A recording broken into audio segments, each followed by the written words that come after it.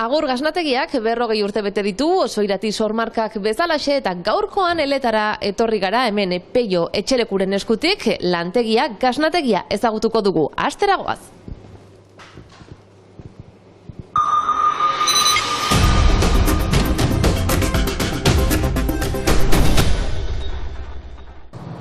Berrogei urte bete ditu aurten Agur gasnategiak, eletako lantegi hau 1981 hasi zen familiako gasnategia eta garaiko egin moldeari eutsiz, gaur egun handitze prozesu bete-betean dago.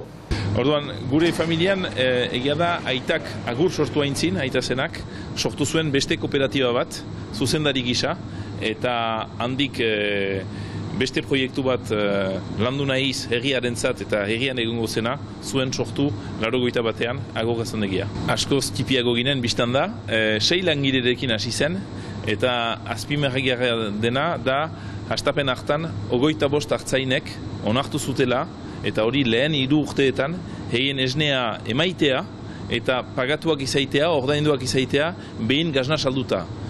Beste hitz batetan erraiteko, eiek zuten onartu gure lehen banketxea izatea.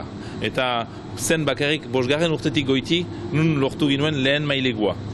Lantegiaren garapena Oso Irati sormarkarenarekin lotuta dago. Hastapenetik Oso Irati jatorri izendapenaren araudiak errespetatu ditugu, beraz gure hartzaiek errespetatzen zituzten. Hots, Ipar Euskal Herrikoak behar dute izan, beraz Ipar Euskal Herria nahiko zabala da. Egia da lehen multzo hori gehienak zirela heleta inguruko hartzainak baita ere senpere ingurukoak, Lapordin, eta denak ziren tokiko arrazekin, manes burubeltzak edo manes burugorriak, hegoaldean latxak deitzen ditugunak. Eletako gasnategi honetan milaka gasna topatu ditugu sortze eta ontze prozesuan. Ditugu gure gasna egile sekretuak edo egin molde bereziak, besteak beste gasna ontze teknikan, hemen ikusten den bezala, gasna taula gainen ondua da, erran ezake duela 2-3 mende egiten zen bezala, oso ohidurazko gasna ontze teknika bat, gaurkotu duguna eta oso kimenperatzen duguna, bereziki garbitasun eta kalitate mailan. Soto hauetan, 8 hilabete inguru egoten dira ontzen. Soto bakoitzari Euskal Provintzia baten izena jarri dio Peiok bere berezitasunekin, zuberoakoa da ontzena esaterako. Soto bakoitzan bataz bestean 22-23 mila gazta ontzen ditugu, beraz kantitate gotioja da. Hortako ditugu biderkatzen soto kantitateak, zeren hola jokatzen aldugu gaztaren adinaren arabera, izariaren arabera, esne gordinez egina den edo ez, eta jokatzen aldugu ba temperatura, ba humitate eina, baita ere amoniako einaren zat, pixka bat nahi dugun bidetik ibilerazteko gure gasnaren ontze prozesua. Tokiko hartzainekin lan egiten dute hemen hastapenetik, baina egungo beharretara egokitzeko Euskal Herri osora edatu du galdea. Egun 150 hartzain ingururen esnearekin egiten dute lan. 150 bat biltzen ditugu, zuzenean, eta bilketa horrek gure beharren 3 ordenak utik gora bera estaltzen ditu. Berezitasun bat Agurrentzat, gaude gasnategi bakarra Euskal Herrian, menan ere munduan, Euskal Herriko 6 lurralde edo 7 lurralde historikoetan biltzen dugunak, eta nahiko arro gaude hortaz. Oso Irati sormarkako ekoizle nagusienetakoa da Agur, eta orain beste sormarka batera salto egiteko prest da, zehazki Idiazabalgo gaztarekin hasi da, bien arteko zubilanean sinisten baitu. Duela urte batzuk, Tolosako Kasa Ezeiza erosi eta bertako fabrikatik gertu inauguratu dute orain gasnategi berria, Lizartzan. Gipuzkoaren proiektua, aspaldiko proiektua da.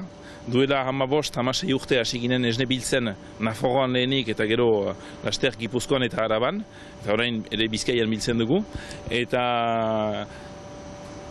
izozkiak eginez ardi esnearekin, eia sartu ginuen pasteleria munduan. Eta hola da Kasa Ezeiza etxea gure taldera hurbildu eta gure taldea integratu du duela ja 6 urte. Eta beraz, gure gasnategi berri baten sortzeko proiektua, asmoa, gauzatzen hasi da, duela 3 urte, eta beraz duela urte tipi bat, ideki dugu, pandemia garai gorri-gorrian, gure 3. gaztandegia, heletakoa eta mendikoatik landa Lizartzan bertan, nun ekoizten ditugun 2 gazta mota nagusi, alde batetik gazta urdinak, ardi eta aguntz esnearekin, eta bestaldetik oso famatua eta gure irudian eta gure gaman beharrezkoa zen Idiazabal gama. Halaber, Letako gaznategia hazteko prozesu betean daude. Handitzeaz gain, startupen laborategia izanen dena eraikitzen ari dira. Enpresako bulego berriekin batera eta efizientzia energetikoa optimizatzeko eguzki panelak ere jartzen ari dira. Eta hemen aurki daitezke baita ere saltegia eta museoa. Beraz, 2006an iduki dugu lehen bertsioa, aurten osoki arreberitu dugu. Orduan bada lehen ibilbide bat, nun 55 minutaz lehenik baden bideo bat aurkezten duena Euskal Herria zer den gure nortasuna, nola antolatuak giren lurralde gisa, bi estadoetan, eta gero erakusten da, bisitatzen da 19. mendeko moduko etxola bat, edo txabola bat, nun botz batek esplikatzen duen nola bizi ziren lehen familiak, nok zer egiten zuen, nola kudeatzen zen hartalde bat, eta nola egiten zen gazna, nola egiten zen zenbera. Erakusten dugu beste bideo batez, nola egiten den etxe ekoizpen gazna, baserri batean, eta baita ere gure etxean, eta mezua da, orokorki, erraitea, oso irrati araudia segituz, mendea iniz dituen ohidura horren segipen bat baizik gaudela, eta tradizio hortan sartzen dela gure ibilbidea. Gaznaz gain, xingarra, esnekiak eta postreare aurki ditzakegu hemen euskal gastronomiaren enbaxadore geroz eta ospe handiagoa duen oso irati gaznekin. Mundu mailako txapelketak ere irabazi izan ditu.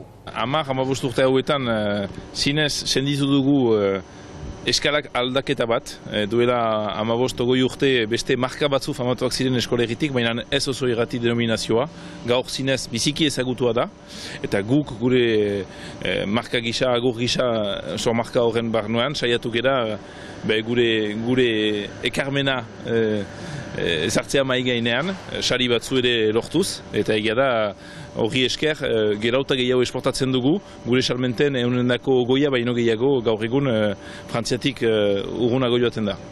Tradizioari utziz, baina berrikuntzen senderan etorkizunera baikor begiratuz agur gaznategiak une ezin hobean ospatu du urte hurrena.